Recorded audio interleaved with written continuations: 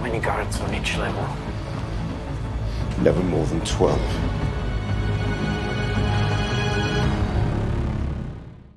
Welcome back, everyone. It's Charlie. This will be my full Star Wars Andor Episode 9 video. There were a whole bunch of Easter eggs and references, so we'll break it all down. If you're brand new to the channel, be sure to subscribe to get all the episodes. There was even a really quick blink and you'll miss it Easter egg for George Lucas's cameo during Revenge of the Sith you may have spotted. I'll talk about later in the video.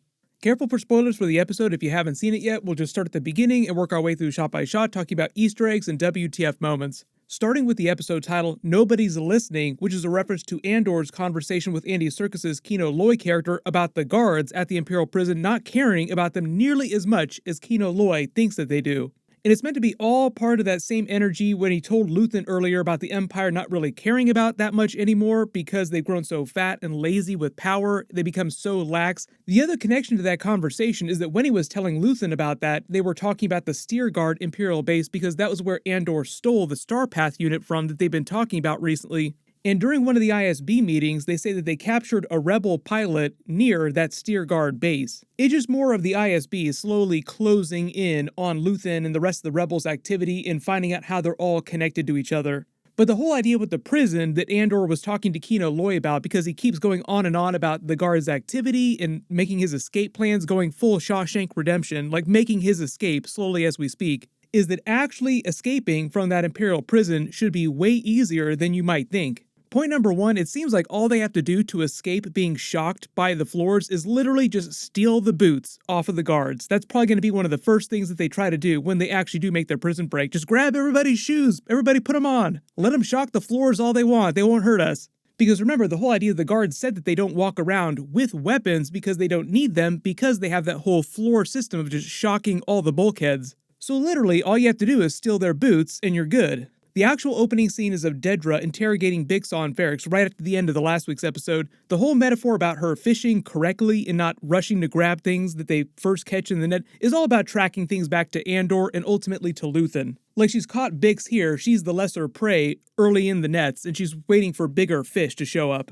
They bring in the Dr. Gorse character to interrogate her along with everybody else. He's a brand new character in Star Wars, but this is a very familiar position within the Empire. I love the way that she talked about their new interrogation methods, calling them a unique interview system and encouragement. And it's meant to be a lot of the same energy of Han Solo being interrogated during Empire Strikes Back or Princess Leia being interrogated on the Death Star by Darth Vader. But they try to be more insidious about it this time because of the whole speech about the way they developed their new system for interrogating people in a much more efficient way. He explains the backstory of this Dyson Frey species on an outer rim planet that had this insurgency that the Empire dealt with by basically killing off all the Dysonites in a very public way, like they live streamed the execution of this species, and it's a reference to the Empire's tactics of how they tried to dissuade other rebels from insurgency. Like, this is what will happen to you if you come against us. It's a bit of a reference to A New Hope where Grand Moff Tarkin uses the Death Star to destroy Alderaan in a very public way so that the entire galaxy sees what's happening. Like the Joker's line during the Dark Knight movie, it's about sending a message.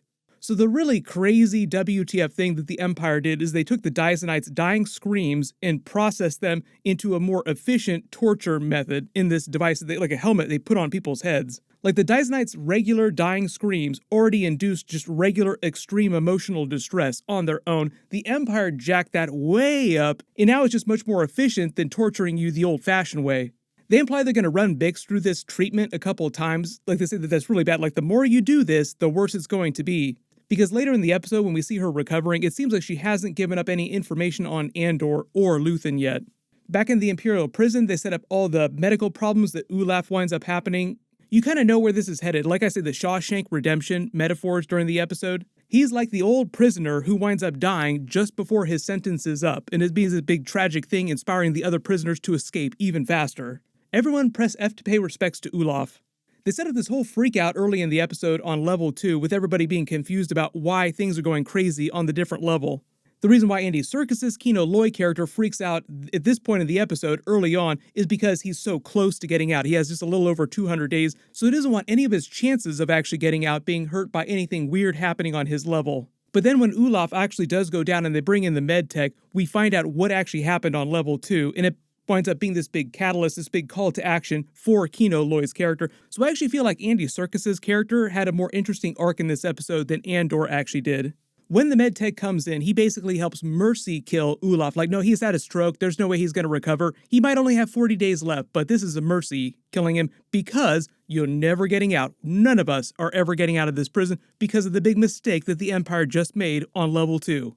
And we find out the reason why the Empire killed all the people on level 2, which is also paying off Andor's earlier conversation with Kino Loy about the Empire thinking them less than human. Like, we're worth less to them than droids because we're so easy to replace. We're like cattle to them.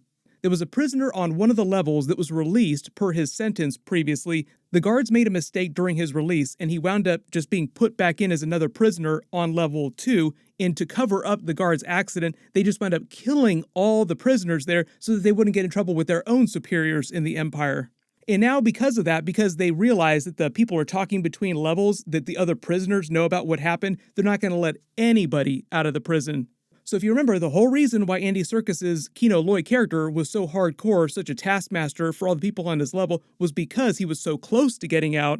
Now that he knows that he's not going to get out like, oh, this is going to be a mercy, this guy dying, the rest of us, we're going to have it real bad, because the rest of us are never getting out of here.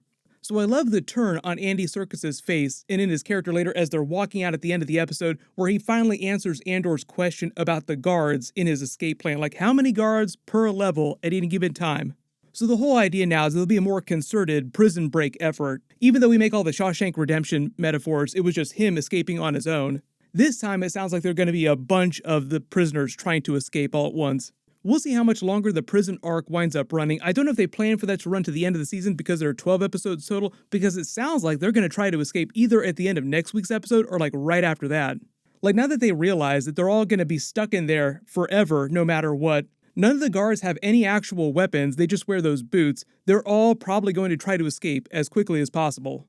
The other big storyline of the episode was Mon Mothma's storyline. So we start with her inside the Senate, with the other senators just barely caring about what she's talking about. She's basically trying to speak out on the Emperor's new actions, where he ratcheted up all the security measures, taking away a lot of people's personal freedoms around the galaxy. The whole idea is that the rest of the senators could basically care less about it. That's why you see all their lights turning off in their booths. Like, they're all turning their booths off and taking off for the day. Like, peace, I'm out of here. I don't want to hear anything bad about this. Who cares? You also may have spotted the George Lucas cameo Easter egg in the background too. In this booth here, where you see the blue-skinned aliens wearing those special headdresses, that's the same race that George Lucas cameoed as Baron Paponoida during Revenge of the Sith. So the joke here is that George Lucas's senator character bailed on this meeting. That's because most of them are meant to be kind of like her husband, content to keep their heads in the sand and live the lie that the Emperor and the Empire are not totally evil. Some of the senators, though, are probably legit evil. We also find out that Velsartha is Mon Mothma's cousin from Chandrila. Her rich mother or father is Mon Mothma's sister or brother. Previously, we knew that she was from a rich family. Now we just know a little bit more. We don't know exactly about her parents, but it sounds like we'll find out soon. It seems like they're both on the same page about them being involved with the rebellion and Luthen, but because of the way they compartmentalize information between different rebel cells and all their activities, they don't know everything that each other is doing. Like, Mon Mothma doesn't know about Velsartha pulling off the heist on Aldhani, and Velsartha just barely learns about what's happening with Take Homa's banks and the plan to move all this rebel money. But I think what they're doing with their storyline, and they kind of set this up during her conversation with Take Homa later, is the idea that she needs a giant big loan of money, is that they'll use all the money that Velsartha stole, like the 80 million plus credits, and put it in the banks. Use the banks on Chandrila to move it all. That's what her whole conversation with Take Homa is about. Like, oh, you need a big deposit to cover up all the money that you've been taking out. Well, we have a giant pile of money just sitting over there with Luthen. When he says the Empire is going to be checking her deposits very soon, that just puts a ticking clock on it, meaning that they're going to have to put the deposit wherever that comes from, either from the shady person that Take Homa had set her up with, or from Luthen with his stolen credits from Aldhani before the end of the season. When he says that time isn't unlimited, the funny thing about that is that it's only not true inside the world between worlds, where you have access to all of time and space, because it's sort of like a nexus in the Force of time and space. We'll see if they ever wind up doing that in live action. Obviously, Andor is not the series where they would do that in. Maybe when we get to the Ahsoka series. The really shady person that Take Homa wants to set her up with is called Davos Skolden, and he's basically a person with treasury connections who's using his position for evil. He's kind of like a white-collar crime boss, so to speak. And Mon Mothma is objecting just because she doesn't want to have to owe political favors to him, which he will definitely ask her to do if he gives her money. It's basically like a political official taking mob money, like they're definitely going to ask you for favors. Then I love the Cyril Karn storyline of this episode too, just showing you how obsessed he is. He is like the face of stalker simps now in the Star Wars universe. They have all these meetings outside the ISB, which in and of themselves are just meant to show you how deadly and efficient they are in just working through all these solutions. We'll make it look like the pilot killed himself so that the other rebels won't get on to us, that we know that they're going to pull a heist and they won't get spooked. Remember, the Krieger group that the pilot comes from is the group that Luthen wanted Saw Gerrera to work with. So the whole idea is that the ISB is successful in getting all these rebels during this big heist that they know that they're going to try and pull off. It would potentially help them crush the rebellion before it has a chance to get started. Because we know the rebels do wind up coming together, it sounds like they're going to be unsuccessful though. But like right after this last meeting, Dedra walks out of the ISB and up comes Cyril Karn saying that he's been standing outside the ISB on a regular basis waiting to see if he might find her. Stalking a supervisor at the ISB is like the most dangerous thing you could possibly do in the heart of the Empire's power. Make all the Star Wars simp jokes you want, like he is maximum simp for Dedra now. One of the bigger questions that came out of this conversation though, like bigger points of interest, is the idea that Dedra actually helped him get a promotion rather than the opposite, rather than getting him fired and put off in some Outer Rim planet, which she actually threatened him with, like if you stalk me even more, I will definitely put you in a prison in the Outer Rim. Why would Dedra go so far as to get him a promotion? Did she want him to be buried with work? Is this part of some bigger plotline? Because there's all this mysteries about who Dedra really is.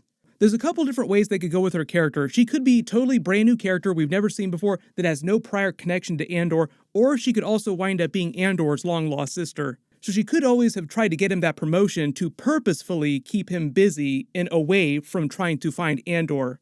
Because it's so weird that someone in the ISB, someone who's that evil, would try to do a favor for someone else without trying to get something back in return, and it sounds like Dedra never wants to see him again. Why would she get him a promotion and then deny that she did it? Post all your theories about that in the comments below, because it sounds like she was just trying to keep him away from Andor. That was part of that whole funny conversation with his mother too, like, I just got a promotion, I'm gonna have way more work, I'll be way busier. Either way, he's probably not gonna be deterred, like he's probably gonna continue trying to harass and stalk her, until she agrees to either bring him on board or there's some bigger twist. But I do love that now that Dedra has just as much reason to hate him because he won't leave her alone as Andor does. Like, please, just leave us alone, dude. If there's any other Easter eggs or references in the episode that you spotted that I didn't talk about in the video, just write them below in the comments. My full episode 10 video will post next week after they release it. We also found out the Mandalorian Season 3 is probably going to premiere February 22nd, and I believe the Ahsoka series will start a little bit later in the year after that, probably in June, maybe July. We'll get more footage for the Mandalorian Season 3, the Ahsoka series, and a lot of the other stuff too, pretty soon. Everyone click here for my new House of the Dragon Season 2 video about Cregan Stark and the return to Winterfell, and click here for my House of the Dragon alternate ending and deleted scenes video. Thank you so much for watching, everyone stay safe, and I'll see you guys in the next one.